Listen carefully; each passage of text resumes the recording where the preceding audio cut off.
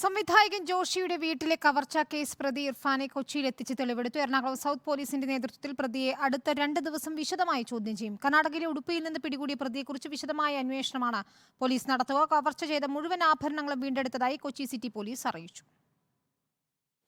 കവർച്ചയ്ക്ക് മുന്നോടിയായി പ്രതി ഭക്ഷണം കഴിക്കാനെത്തിയ ഹോട്ടലിലും കാറിന് ഇന്ധനം നിറച്ച പമ്പിലും എത്തിച്ചായിരുന്നു തെളിവെടുപ്പ്. പിന്നാലെ സംവിധായകൻ ജോഷിയുടെ വീട്ടിലും എത്തിച്ച് തെളിവെടുത്തു. തെളിവെടുപ്പ് 1.5 മണിക്കൂറിലധികം നീണ്ടു. 3 വീടുകളിലെ മോഷണ ശ്രമത്തിന് ശേഷം മതിലുകൾ ചാടിക്കടന്ന് പ്രതി മുഹമ്മദ് ഇർഫാൻ ജോഷിയുടെ വീടിന്റെ പിന്നിലെത്തി. തുടർന്ന് ജനാല വഴി അകത്തേക്ക് കടന്നുവെന്നും പ്രതി വിശദീകരിച്ചു.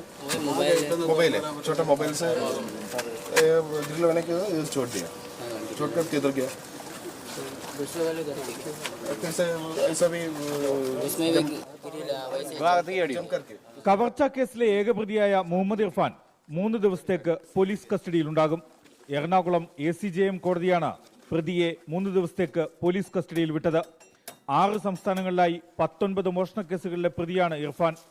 മോഷണം പോയ മുഴുവൻ ആഭരണങ്ങളും പോലീസ് കണ്ടെത്തിയിട്ടുണ്ട്. പ്രതിക്ക് പ്രാദേശിക സഹായം ലഭിച്ചിട്ടുണ്ടോ എന്ന് കൊച്ചി സിറ്റി പോലീസ് പരിശോധിക്കും. അങ്ങനെ ഉടുപ്പി ജില്ലയിൽ വെച്ചാണ് ഈ മോഷ്ടാവിനെ പിടികൂടിയിട്ടുള്ളത്. ഇദ്ദേഹം 6ഓളം സംസ്ഥാനങ്ങളിൽ 19ഓളം കേസുകളിൽ പ്രതിയാണ്. ഞായറാഴ്ച പുലർച്ചെയായിരുന്നു സംവിധായകൻ ജോഷിയുടെ കൊച്ചി പനമ്പിള്ളി നഗറിലെ വീട്ടിലെ കവർച്ച. നഷ്ടമായത് 1,20 ലക്ഷം രൂപ മൂല്യം വരുന്ന ആഭരണങ്ങൾ. CCTV ദൃശ്യങ്ങൾ കേന്ദ്രീകരിച്ചുള്ള അന്വേഷണത്തിൽ പ്രതിയുടെ കാർ കർണാടകത്തിലേക്ക് കടന്നതായി കണ്ടെത്തി. തുടർന്ന് കർണാടക പോലീസിന്റെ സഹായത്തോടെയായിരുന്നു അറസ്റ്റ്. പ്രതിയെ പുലർച്ചോടെയാണ് ഉടുപ്പിയിൽ നിന്നും കൊച്ചിയിലെത്തിച്ചത്.